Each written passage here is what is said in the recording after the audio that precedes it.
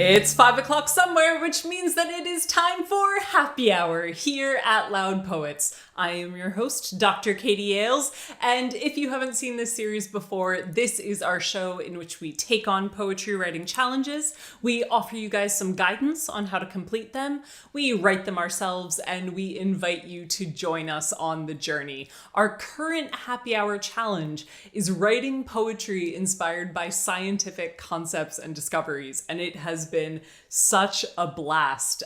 You can check out my 5 top tips video, as well as our check-in with Dr. Sam Illingworth, a special guest. You can check out all of that through the playlist linked in the eye. Thank you guys so much for joining us on the show today. If you haven't yet subscribed to the channel, what you doing? Subscribe to the channel. There's so much great poetry here. And if you enjoy the video, please do give it a like. So, longtime viewers of this show may notice I'm not in a Zoom box. What is this? I'm more high def. I'm not lagging. You know, it's like a camera. I'm in a room. I'm not in my tiny office. What is happening? Well, guys, I am incredibly excited because tonight, for the first time ever, it is Happy Hour recorded under the same roof. It's like a camera. We're all here. It's exactly like a camera. It's exactly. We can touch each other. It's pretty powerful stuff. Genuinely, guys, the reason why we're so excited about this is because we have not all been under the same roof since February 2020. So this might get a little bit weird. We are going to do poems. We're going to talk about scientific poetry. But I, for one, am incredibly excited to be in this room with these beautiful people. So I'm going to introduce them. First of all, we have the apple of Isaac Newton's eye, the gorgeous Bex Sherwood. That is so weird, and you will find out why so soon. Oh no. Also, hi! Sorry, that just so hit me. No, it's good, don't worry. Oh no. Nice segue. What are you drinking? Oh, Bex? well, I went to obviously took myself to the poetry bar and Good. I went and ordered myself a lovely glass of Kev Pim McLean's. Oh my god. Oh my, I've made it. You've done it. Tony Walsh got one. Who else got one? Sarah Graham. Sarah Graham and me. Oh, what a list. I'll take that. That's very good company. Well done. Next up, we have the sun around which Galileo's heart orbited, Mark Galley. I knew Galileo was going to come up. I knew he was coming up. What are you drinking tonight, Mark? The gentleman's favourite. Oh, well done. Classic. Not sponsored, could be. Back to being basic again then. Oh. I can strike you. You're not safe anymore. Soon made me brave. And finally, guys, we have the latest bit of misshapen junk to be spat out of the Hadron Collider, Mr. Kevin McLean. Yeah. Come and give me your insults when you can pronounce the thing you're talking about. The Hadron Collider. You went on a real journey there. You were a signature cocktail and then mispronounced. Yeah. All in the same. I prefer Bex to Katie. There we It's the go. second time you've said that today. And it only gets reinforced more and more. Cheers, Bex. Cheers. There we go. Cheers, everyone. Cheers. Cheers. What are you drinking, Katie? Yeah. You should have asked. Well, what are you drinking? Yeah, what you got? I am drinking Strongbow Dark First because I'm as basic as Mark. With slightly less basic. I do also just want to say on the intro that Kate made, 3 doctors in 1 week. Damn, the channel has raised its game because we had Dr. Carly Brown on the Loudcast. So yeah, big brain YouTube right here. And none of us can do an appendectomy. Oh. I can try. I can't even spell appendectomy. So what are you drinking, Kate? I am drinking some Prosecco because it seems like a celebratory moment. I'm just full of joy to be with my buds. It's very wholesome. Wow. Cheers! Cheers! yeah, guys, if you haven't seen the show before, basically what we do on this show is we share the poetry that we have written for this week's challenge. And as I said at the top, this week's challenge was writing poetry inspired by science. You can tell none of us know anything about science because we accepted science as a category. Like, that's not the broadest thing possible. I warned you. I told you all when it happened that this would be. You were warned. I did whittle it down to scientific concepts and discoveries, which, to be fair, is not a lot of Everything ever. Every single thing that was ever created ever. Yep. It is weird that it was so hard then. Yeah.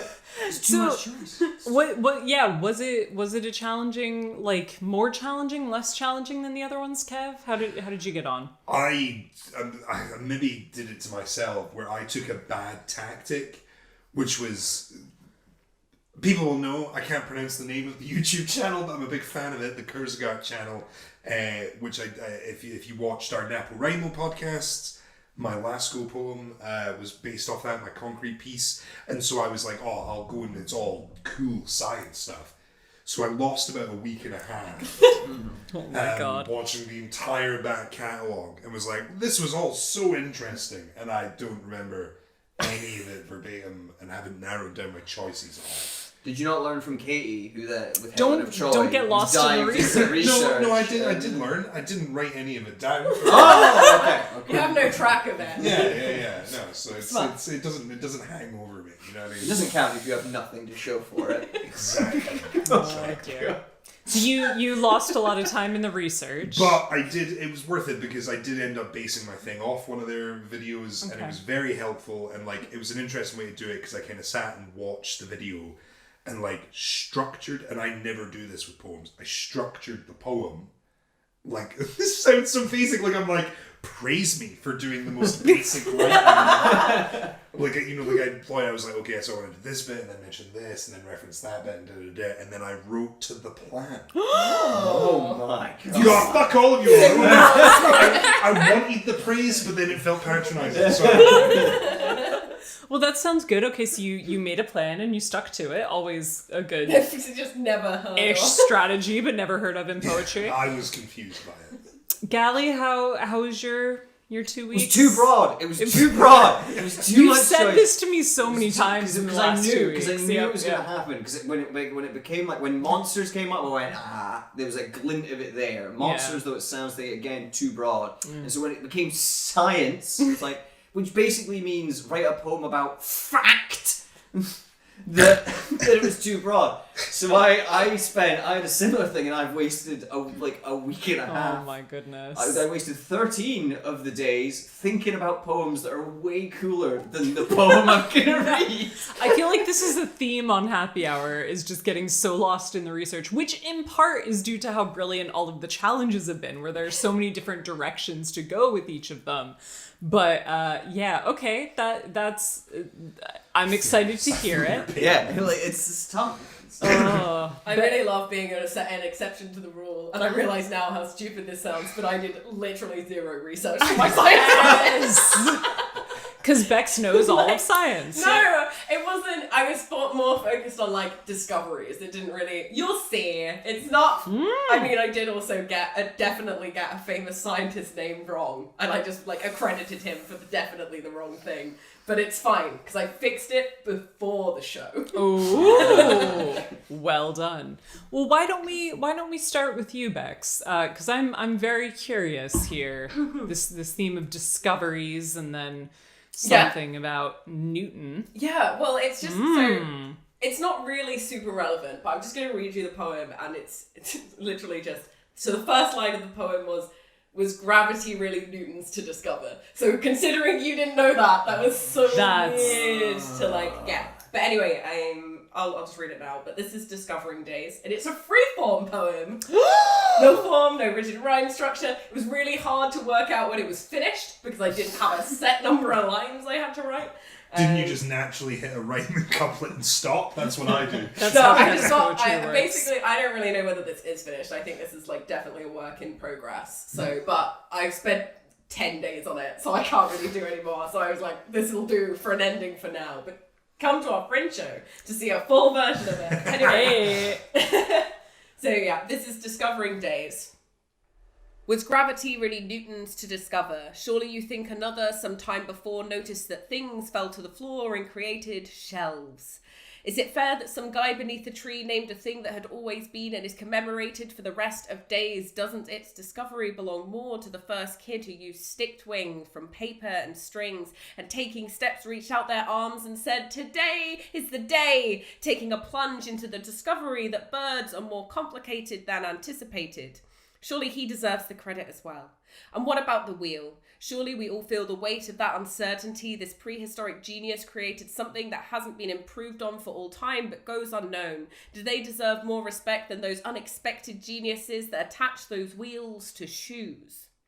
And who discovered the moon? Whose ancestors were the first to raise their chin, notice the bright amongst the dim and declare it night? Or was it before, when we were more like monkeys, begun living amongst trees, the first one who climbed all the way to the top, peeked through the branches into the starlit sky and named it moon? Or perhaps the time the first little skipper arrived on the shore. Was it dark then? Was it attracted to the only light source in the sky, the full moon up high, which guided the journey towards the air? The skipper sought to relieve itself from the cold, move onwards, upwards, forwards, the way previous generations couldn't do yet. Or maybe it just got sick of being wet. These unanswerable things, pinpoints in history, changes made to 1, to 2, it became the norm, washing through the world, a storm rolling with new ideas, taking steps to reevaluate the things that we have known. It is said that tradition is the death of innovation, for these are discovering days. Oh, I love that. Thank you. Oh, wow. That is so funny. I love your like form stuff. Like I'm a big fan, and it's interesting. You know, when people look for the differences between kind of form or like page poetry, and my point often comes down to like the vocabulary you use, right? The instant accessibility and understanding of the piece. And it's why I always come back to like I am a spoken word fan more than a poetry fan. Whoops. Because like in there's so much of that sort of like mixed up rhyme structure and stuff, and I find that way more engaging, and like it keeps my brain ticking into the piece rather than, you know, something that is a kind of constant repeating structure. This is much weirder when you're all next to me complimenting me. This is very unusual. Yeah. Normally when we're next to each other we're being horrible. But how do you find it switching back? Because that's a very different it's really hard. I mean, like, I've been trying to write freeform this whole time. It's just not happened. I mean, like, literally last week I accidentally wrote in form because I wrote like a letter poem and I didn't think about it, but it was like, oh, well, that's a form technically. But it kind of made me real think about, like, a lot of my earlier stuff was written in form, like All Staff, which we just posted on the channel, link in the eye. That's also a letter poem, but it's like an email. Yeah, I've been really trying to because I think break that feels the way more form. Conversational. Yeah. Like, that feels like, again, like we were discussing, right, that a lot of the PCs we'd been writing didn't feel like they were written for rooms, and then we've got the glint in the eye of coming back, and suddenly we started writing for rooms again, and it feels like that's the first one in a while that is going to be much more on the stage. A comedy poem is not funny if no one is there to laugh. I had to branch out. If a comedian falls in a forest. Right? If no one's there to laugh, why the fuck is it even happening? Yeah. So it's interesting to just see that kind of code switch. Yeah, I'm excited to get to perform again. I hope that I can do some inform stuff that feels like more performance as well. I think that will be interesting to try and do. I mean, maybe next week. I had a really good, because when I was chatting to Carly on the Loudcast, it came up that idea of like there are poets who, because we were like, what is a performance poet? When you talk about talking about performance, it's not just reading your poem good. Yeah. Which is like, if you're someone, you know, who writes and you read very well, that's one thing. But being like a poet who's like performance is integral to the construction of the piece. Being a poet who's like, the poem is not the same if it's not delivered by you the way you do it. And I think it's a good example of where like that mindset should be. You are capable of both, which is very helpful for yourself. Thank you. Yeah, no, I was stealing my point.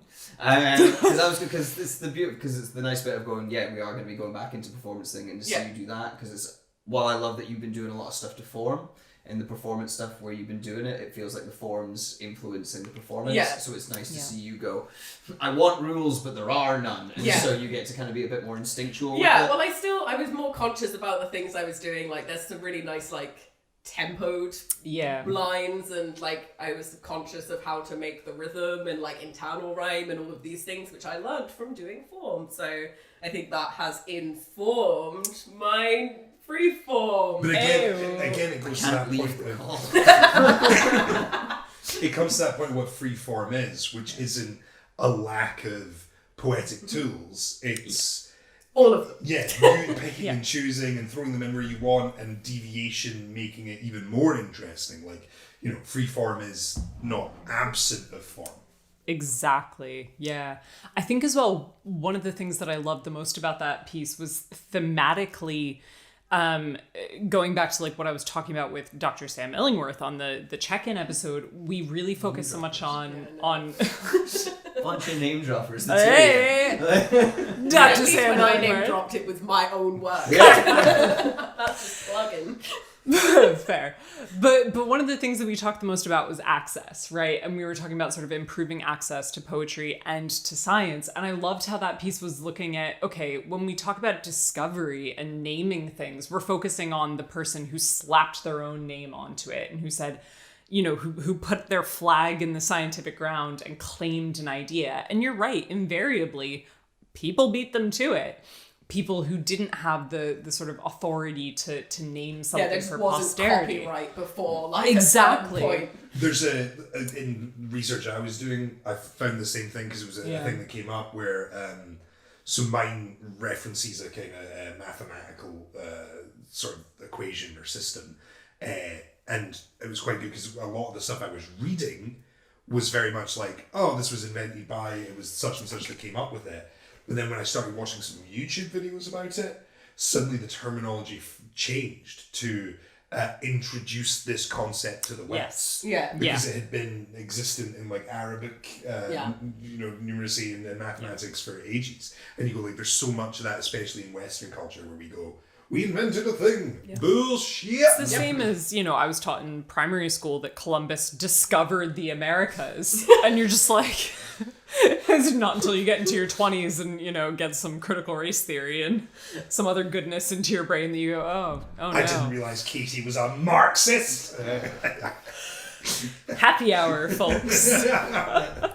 Yeah, Bex, Yeah, that's a wonderful poem, though. Thank you. Like, yeah, I really, I mean, it was really actually very nerve-wracking to read my poem in front of actual people who are in the room, so really enjoy that nerves, guys. I hope you feel that. But yeah, man, I can't wait to do like more actual like stuff, and I think it's nice to be able to kind of feel like I can do comedy things again, because there's a bit more of a like, you know, vibe, buzz, mood, whatever, aura around having an actual audience there rather than like on a screen. Most people are muted most of the time that you're doing anything. So yeah, I'm excited. Nice. I'm looking forward to not laughing or interacting in any way with either of your poems. As if I was lagging. Just another thing that I wanted to point out on that piece before we move on. Like, I think when we're talking about science poetry, because like, Mark, you're right. I think it was a very, very broad prompt. I should say that I loved it, and thank you for the suggestions. They're great. But that's why I enjoyed the prompt, but it was so broad that I knew I was going to have this problem. It's That's the my same, reason. same point Bex has about form, that like restriction can help you like do more. I mean, I spoke about like 800 different things. But you spoke about the concept of scientific discovery, which I love, like, rather than just picking, you know, a specific discovery to talk about, which is an absolutely valid and great way to approach this challenge. You were like, okay, let's think more broadly about who gets to claim discovery, who gets to say that they invented something when knowledge is inherently shared. It's one of my biggest bugbears about academia is, you know, you write a journal article about something that many other people have noticed, and suddenly that concept is named after you, right? It adheres ownership onto often, you know, communal concepts. I am a Marxist, aren't I? This is great. I'm really learning a lot about myself through this happy hour video. So fun. You have a flag. Literally champagne socialist. This is great. But yeah, thank you, Bex. That was wonderful. You're welcome. Thank you. Mr. Galley. Damn, I forgot I should have. Yeah, what's up? Hey, hello. How are we? What we do? What's happening? You want a poem, I presume? I would appreciate a poem. Cool. I'll talk a bit before because it's shorter than some of them. It's not like haiku length. I brought like one of my things I was trying to do because I remember speaking ages ago. I think it was this NaPoWriMo or whenever I've said it multiple times. I'm like, one of the things I struggle with is the overwriting side of like writing too much and going, nah, that's not finished because it's not reached some weird arbitrary amount of stanzas and things. And yeah, I spent most of my time thinking of poems that were way cooler than this. My primary one was a Newton one as well. I was like, what if? It's very different tracks. Again, it's like, what if? What if I was the apple? No. That's a great poem. I hope that's your one. Me too. Now. No, I was like thinking about like how I could make it weird because I wanted tenses so that I'd write a poem. Went, well, you clearly didn't want a poem, so I'll go mental. And so I was going to write about what if instead of discovering gravity, he had presumed that meant he had superpowers over gravity and became like the superhero of the modern age. And it would have been the antics of that. It's not what I've got for you, sadly. Captain Newton is quite a good... Yeah. Someone called Kevin Feige. So the actual one I went with is because I was thinking about so many different weird things, and I kept coming back to one, which because it's like one of these, you know, I don't know if other people do this. You know, when you have like an idea for a poem, but you either don't have time, don't have like the will, or like just just like kind of go like not quite sure how the idea's formed yet. I had this idea like right at the start of when I started writing poetry, and me and my pal Steve Ward, I'm saying this for him because he gave me pretty much the idea. We're going for a walk in the woods, and we saw a thing, and we started talking about the different perspectives. You went, are you seeing that in a different way to me because you're a poet now? He's a very scientific mind, and he's very, very, very intelligent. And so he's like, do you see a different thing? And that idea kind of went, there's something in that. So this is something. That was an amazing introduction. I know, right? So this is perspective. The scientist in me sees this as a class 4. Watches in wonder at the specific conditions compulsory to cause this slow erosion. Over and over this gorge born to bore what came before. Will it become more? The historian me sees the result of long-served seasons, rolled into one easy to dismiss miracle. A geological jackpot, just the right climate requirements of the region to create a chronicle. The artist in me sees relentless effort, a wild shepherd herbing foam, the desire to go home. I see the need of nature.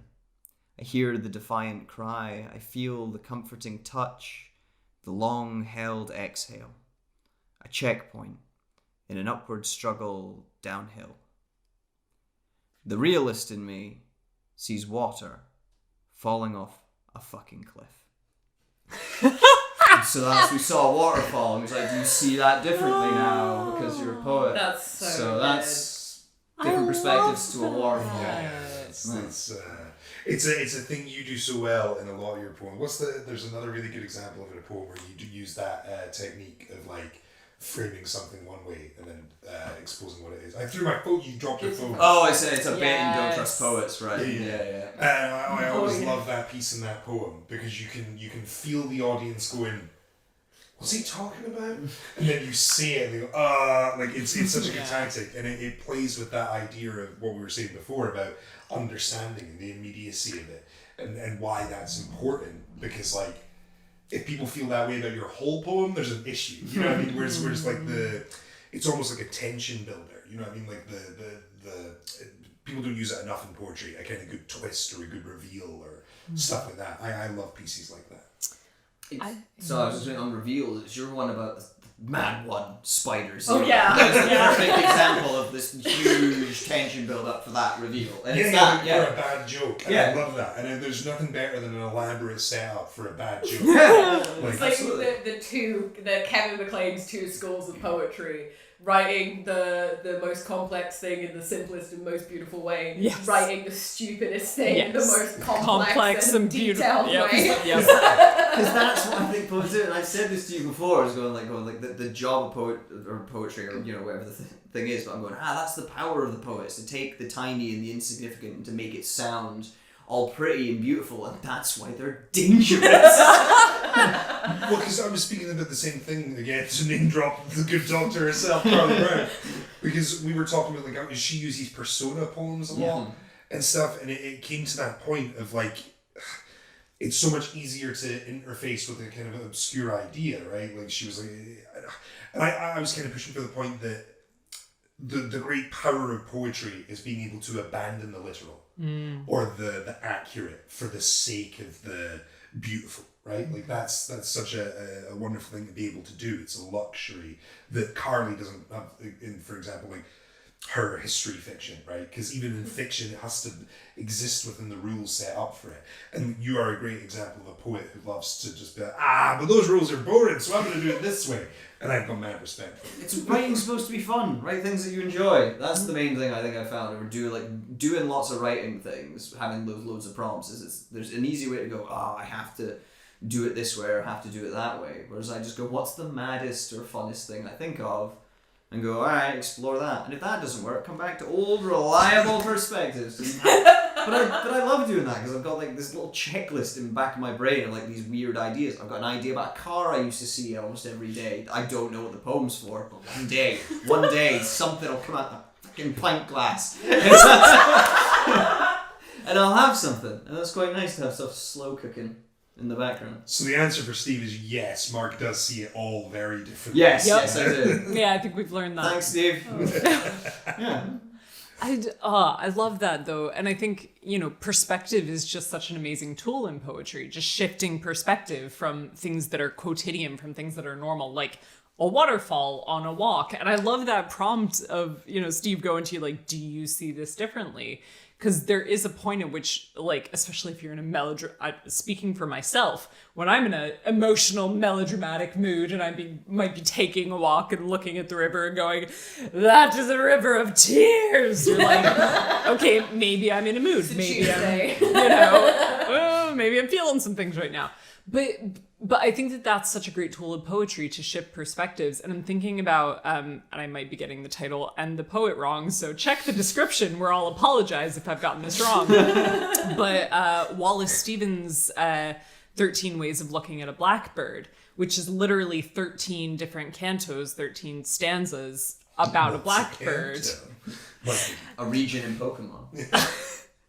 But yeah, just like literally the same subject, but 13 different perspectives on it. And it's, one of these really acclaimed poems just because it plays with perspective. And I think especially when we're looking at science, science is applying varying perspectives. You can look at that waterfall, as you say, through like a historical perspective, through a geological perspective, through a water science perspective. Yeah, you run out of examples real quick, don't you? I was like, cool, a historian, a scientist, the realist, which is the only reason I wrote the poems that had that line. An interesting way to do it is because there's quite a lot of this in terms of meme culture, which is like same thing over and over again, slight variation. So like one of my favorites, despite my loathing of the creatures, is if you give spiders various sort of narcotics and see the webs they create and stuff, like things like that are very interesting. It's one of those ones as well. You could do a lot of interesting things with picking specific perspectives. Like you could go on and on and on with everyone different looking at a waterfall, You could write 16, 17, 18, maybe a whole pamphlet about the same topic if you really wanted to. Nah, no one can stretch a cow topic looks that at a far. waterfall. Like Link in the description. Oh my gosh. But yeah, that's a wonderful piece. I tried to write a poem. There you go. You did great. You done good. It is sonnet length, I think. So that was. Is my it 14 Signs. Oh no, it's not Son of I was like, that seems longer. We did a month or a week devoted to the song. We did many weeks devoted to many things. We just did 2 weeks devoted to science. That's true. That's true. I think So- all of our projects What may you have got? broken us over these past 18 months. But yeah, beautiful poem. Thanks. I would love to go look at a waterfall with you one day, Mark. You know I'm here, right? Well, you got them. Great segue. Kevin McLean. Would you like to share a poem with us? Why the hell not? Bit So weird if you said no. You could do that. No. just came for the booze. So yeah, like I said, I was watching a bunch of YouTube videos about. I don't really like science. I just want to say that right off the bat. Science I usually find quite upsetting. Beyond like a very basic, like high school level. We're As going to soon use as- that as the trailer clip, just so you know. As soon as you start getting into anything grander, my dad likes to bring it up with me to upset me. Like he'll bring up things like, you know, to really travel like through the universe, you need to harness the power of the sun, but it's already too late for us to do that. So we will never manage it. So we'll just die alone on the planet. I'm like, Dad, what are you talking? Get off YouTube. Go back to work. Furlough is bad Go for back you. to sleep. yeah. What the? And so, like, normally, yeah, my exposure to sort of higher science concepts is Dad doing upsetting rants. So I thought I'd do one of my own. Oh god, oh no. Oh my god. So this is, because I should explain it, it's not very, it doesn't explain itself, which is a bad start. So it's about black holes, and I have done it to the Fibonacci sequence. So for those that don't know, the Fibonacci sequence goes 0, 1, 1, 2, 3, 5, 8, 13, like, and on and on. You basically 0 to 1, 1 plus 0 is 1, 1 plus 1 is 2, 2 plus 1 is 3, 3 plus 2 is 5, 5 plus 3 is 8, Oh, yeah. and on and on. Most examples I saw, although it spirals on, is up to like 55. And it's a very interesting sequence. They often it's referred to as the golden ratio, because using certain measurements. So especially when it gets to higher numbers, every time you divide one of them by the previous number, you end up like with 1.68, which is phi. And like artists, sculptors use that to ratio people. You know what I mean? Like the distance between certain Oh, measurements. is this a golden ratio? Yeah, that's it. Oh, right, okay. Hips to shoulders, yeah, it's Yeah. like 1.17 on it. Yeah, so those sort of things exist. People made art towards it and stuff, but it exists in nature as well. So if you look at the inside of fruit, seeds will always be in like 3, 5, 8, whatever. Or like if you look at a pine cone, the total will add up to the ridges will add up to a Fibonacci number. And this is there's reasons for it and stuff, but it's just an interesting mathematical equation. And being black holes, are kind of like, we don't really understand them, but they're so present in the universe. And I just thought the two kind of went together. So each line is a next stage in the Fibonacci sequence. I'm sorry, cool. Falling backwards, falling backwards, half light speed, but there is only darkness. Spiral the universe skims stones on its surface. Like the light you are trapped, like the light you are forever swimming. Finding in mirror's reflection a way to play with universal time settings, letting past and present meet future, it's mind-bending. All time, printed in light on the surface of this spinning disk, this endless river, impossible to exist, this one-way ticket to the abyss, atoms stripped of context, dead, but continuing to persist. Singularity is all that exists until even this is radiation rippled away. There's no way to say for certain, which could leave room to assume there's a puppet master behind emerald curtain. Just know that determined minds work to provide more comprehensive and satisfying conclusions. The answers are there. Is the will to pursue them. And basically, I haven't done it, but I want you to, like, if I was to lay out the poem, to almost like do the spiral going round. Yeah, I It's saw an it interesting- earlier. I was wondering I was like, this looks like a concrete poem, but I don't understand what the visual. And the reason I wanted to do something visual with it is because black holes can't be observed. Yeah. We can only see them because of the absence of what is there. And so often the only telling spot of a black hole, on black, is the cascade of light around it as things spiral into the event horizon. Black holes are fascinating. And scary. Yeah, and really scary. So So yeah. that just sounded relaxing to me. I think I've got some problems to do. I was like, peace. The abyss. Boy, You- what a mood. No. I love this. Well, I'm slightly terrified by this trend in your writing. But I really like it to write the absence of a thing. So I'm thinking about your Lascaux Cave poem from NaPoWriMo, and I'm also thinking about this one, which is sort of obsessed with absence and with what we see, how we see absence through the lack of something else. Like, I deliberately didn't want to say black hole at any Yes. point in it. Instead, Yeah. I've tried to stay away. It's why I mentioned it in the intro, because I tried to stay away from being all literal in it, because, like, the nature of a black hole is so unfathomable. Yeah.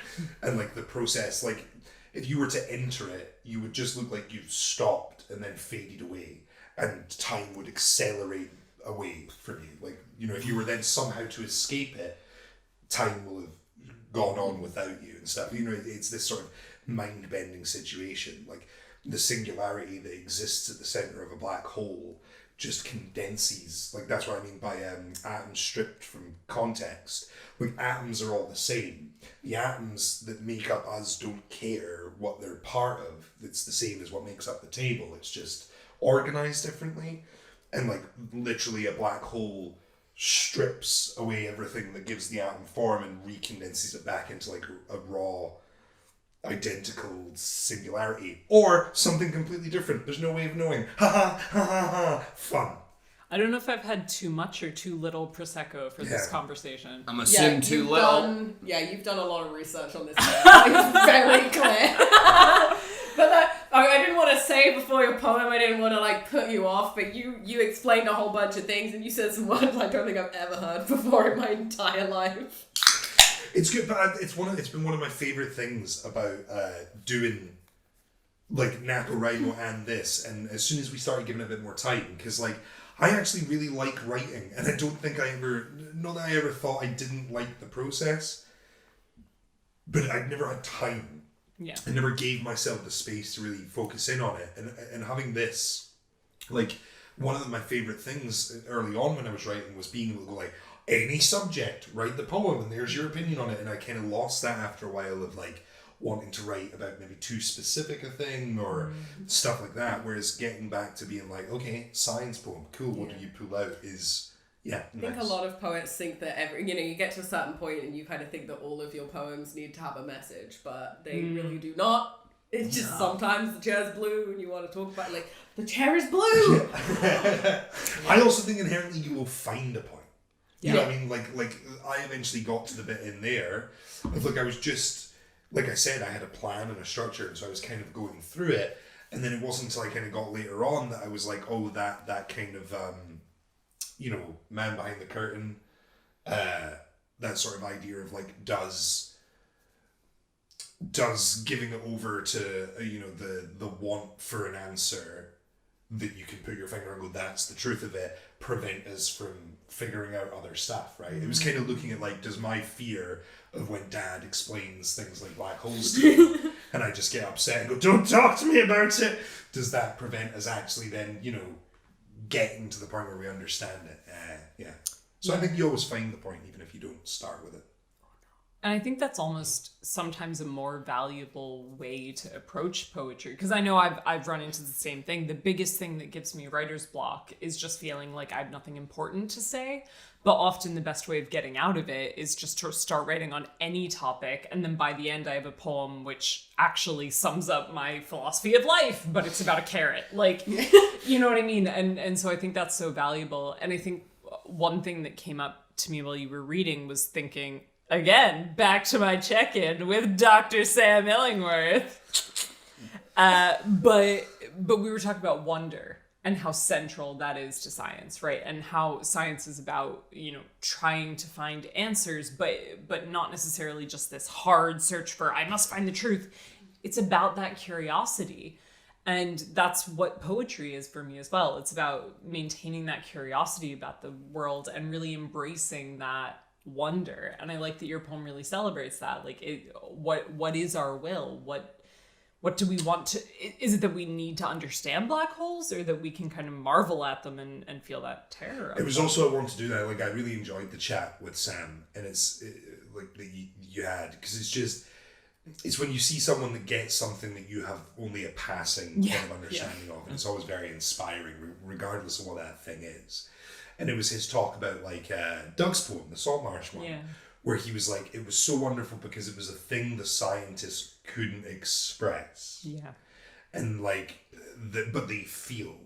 And it was so like the trying to do like something like that. Obviously, it's a very minor scale compared to like what Doug did, but like trying to say something about it that isn't crowbarring in a statistic, or like Sam specifically references a point where he's like, a lot of science poems are people kind of quite dryly telling you science information, whereas like trying to express something about the feelings that those scientific facts evoke is a very different kind of bond. Yeah, or you write a poem which shares no information. Hey! There is the best. Oh, it's a lovely piece, though. Yeah. Do you think on the Fibonacci thing, was that challenging? Because I'm assuming it's the number of words per line was determined by Fibonacci. Yeah. So the last line has 55 words in it. Jeez. And like, it's difficult to do stuff like that, but I agree with Bex. There is something to, like, when I was like, write a poem about black holes, I went, oh God. And then I went, ooh, I could do something fun with it, like Fibonacci sequence. And so I was like, oh, suddenly right away I had like cool. It's a great way to know when you're done with a poem is when you have fulfilled all the criteria. Like, that's a really nice sign to be like, it is this many lines and it has all of the iams in the right place and it's done. If I'd carried on, I would have had to done an 89 line. But what it did then, it like did something for me, which is, it provokes change in your craft, which I think is the best thing about giving yourself a random structure or prompt that provokes that. Because I then had to go, I can't flow one into the other necessarily, but what I can do is like create almost these cohesive sections rather than true lines. It's not a 55 word line, but it's a 55 word little section that feels independent. And so, that forces you to make more internal rhyme structures or speak in a different way, find a different cadence for it. So yeah, it was quite cool. Science. And if anyone has artistic skills and wants to make me a cool black hole poster made up of... We don't know anyone with artistic skills, do we? Very pointed. Because I just think, like the Doctor Strange... I need to do a thing for Mark and then you're next on the list. Like the Doctor Strange flickering spiral, right? Yeah, I already have ideas. Careful talk, it's if you have fine. like the stretching out words of each It line. can match Mark's concrete superhero anime posters. Oh, yeah. And they will be for sale one day on the Etsy, which has loads of really great things on it. Well, not many, but some good things. They're all great. There are just not that many of them. Yeah. There we are. Marketing. Well, with that, thank you guys for those wonderful poems. Science. Done. Done. We've achieved science. Beat it. Completed. We've done all of it. Science. I think that's about it. We scraped the barrel. There's Where's no more my science. doctorate? Spend 5 years in a cupboard and maybe I'll give you a sheet of paper. Damn. Yep. All you need to do. Well, with that... Dr. Harry Potter. You're a doctor, Harry.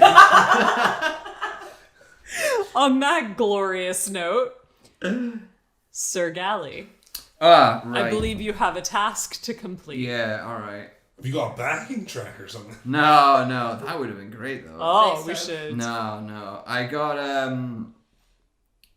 All right, so I'm in. New viewers Yeah. to Happy Hour will be confused right now, but Need to find out. So are existing viewers.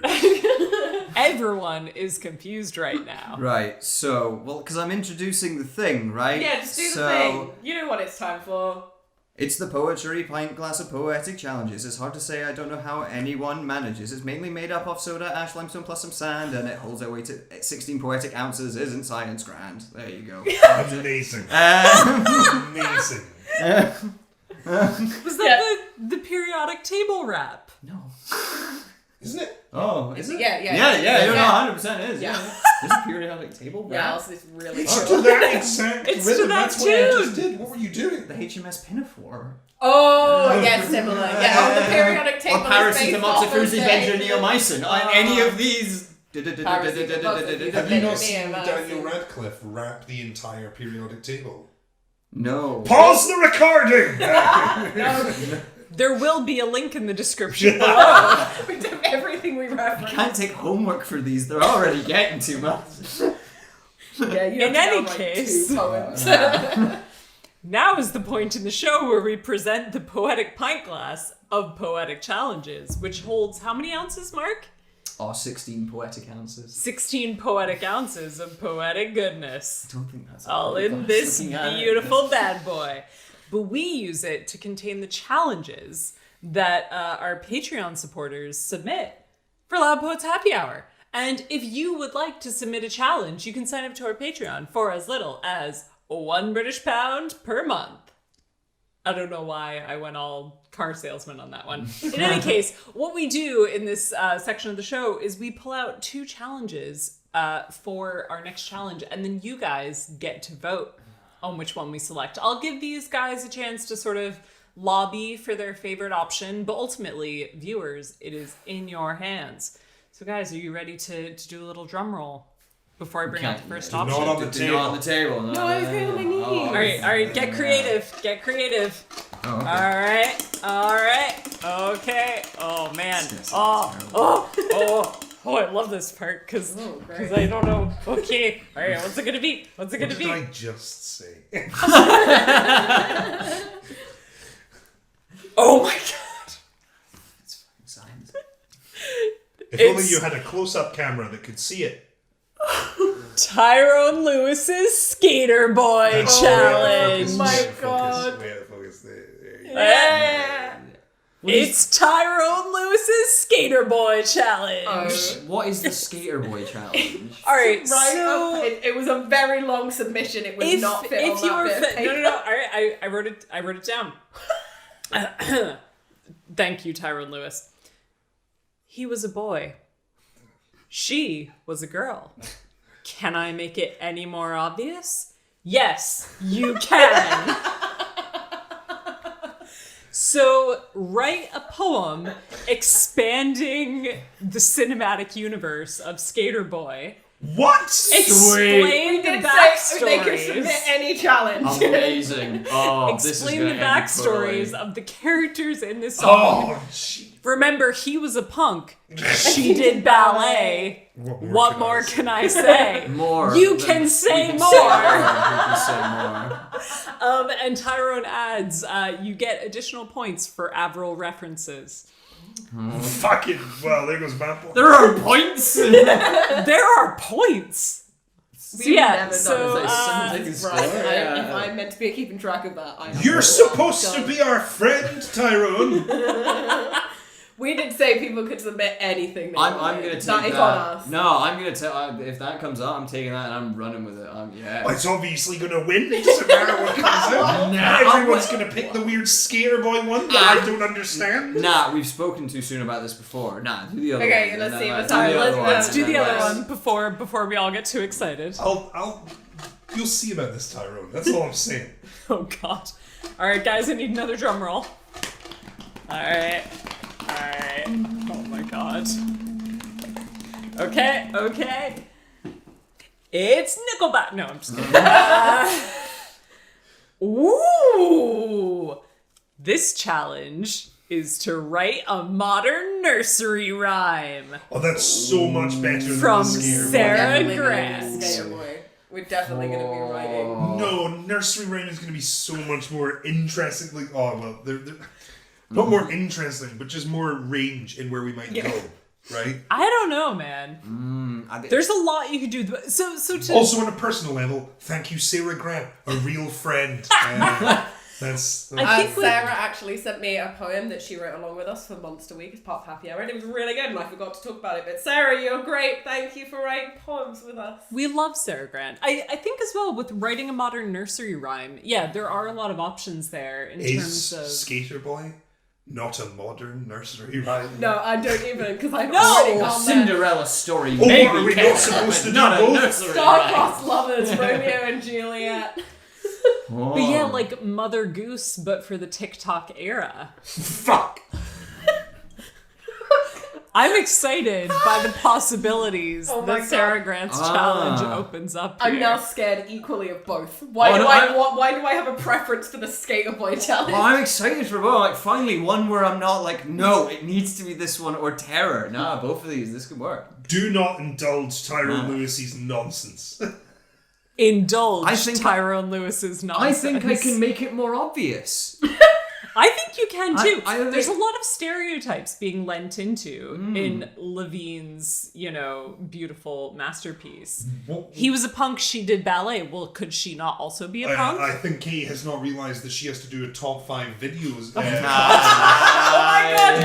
It's Wait, a wait! little easier to do as a nursery rhyme one. But no, Kate, if you really want to swing behind Skater Boy, then the people should listen, Oh shouldn't my they? god! How to write a Skater Boy? Wait, how are you even? What even are the 5 I'm gonna tips? slowly crawl out of frame now. Instinct, gut instinct. If you have to do nursery rhyme, what nursery rhyme you doing? Little Red Riding Hood. I'm creating a whole new realm of chaos. Oh dear. Yeah. It's not. What would nursery you rhyme, do? though. That is a nursery rhyme. It was because the challenge, I believe, that Sarah pitched was to modernise a nursery rhyme. Yeah. Not How to do you create write one. it? 'Cause Yeah. it's, Well, to write a modern. Right, I nursery retract what rhyme. I said. Yeah, that I was incorrect. I apologize. So That's I mean, I way suppose you harder, could actually. you Yeah. could take that approach. You could modernize a nursery rhyme, or you could compose an entirely new one using What contemporary constitutes a figures. nursery rhyme? We'll I find would- out in the top tips video. Smart. It's up to me. Even we'll have to watch to find out how to do this. I would say like simplicity of language, simple rhyme scheme, and use of meter. There needs to be a moral, right? Yeah, Yeah. like Aesop's Fables. Yeah. I think Oh, that's- just yeah. like Aesop's Fables. Well, that's clear to all of them. Well, I think actually something that would clear it. This sounds like a really random plug, but there is a great Plumbing the Death Star is a great podcast, and they have an episode about which fairy tale would you speed run the fastest, where they talk Ooh. about like the key, if the fairy tales were a video game, what would be like? Okay, these key points need to happen for your level to progress, and Right. how can you skip everything else through? So they did like. The 3 bears, you like pour all the porridge into one bowl and eat it on the chair in the bed. Like that's Goldilocks wouldn't work as a modern nursery rhyme because instead of leaving as a family, they would have all just jumped on Twitter and bitched about their porridge. wow. Wow. So when she got to the house, she would have been horribly murdered by 3 Curmudgeonly bears. Kev. So you're coming in. excited for nursery rhymes, but it shouldn't be read to children. Yeah, pretty much. I don't think this show is for children. It's definitely, It's definitely not for children. If you are a child, Go to bed. close the laptop. It's not for you. Well, on that note, thank you for joining us for Adults. Loud Poets Happy Hour. Adults, like and subscribe. Genuinely, yeah, I'm really excited. I think both of these challenges have tremendous potential. But ultimately, it's not up to us. It's up to you.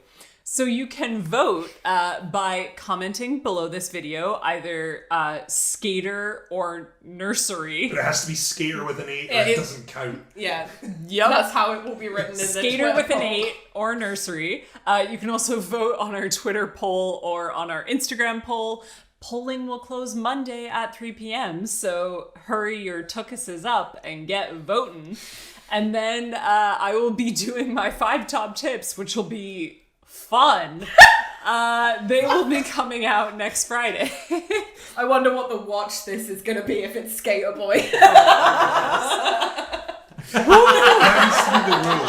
If it's gonna be, if she's gonna do a top 5 Skater Boy video, it's just not. She can't use Skater Boy. No. People have to know the source material. That's the homework before. That's the pre-reading. Oh, Yeah. right. The pre-reading for the for the top Oh, cosplay as Avril Lavigne though. yeah. To be fair, she was my icon for about the majority of my teenage years, and was I an icon did for style, I did style myself after Avril. So if that challenge wins, I will say it now. I will dress as Avril Lavigne for the 5 top tips. Would you be? I'll dress as Avril Lavigne for the rest of my life. The rest of my Well, maybe no. not.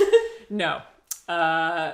So we'll see how voting goes. Guys, thank you so much for joining us on this journey of chaos. I hope that you have enjoyed this hour. Thank you for being with us as we join in the excitement, as we share the joy of physical co-presence. Because none of any of us touched each other. We had the capacity to. Everyone was like, "Don't." Group hug. Yeah. All the friends. Please like this video and subscribe to the channel if you enjoyed it. Please sign up to our Patreon if you want to submit your own challenges to the Poetic Pint Glass and Poetic Challenges. We accept the weird, as you can tell. Guys, genuinely, thank you so much for joining us on this journey. We hope that you have enjoyed this episode, and we hope that you are doing well on this beautiful evening in summer, or whenever you're watching this. What are you doing? I'm not sure. We're gonna sign off now. Thank you, everyone, and everyone say cheers! Cheers!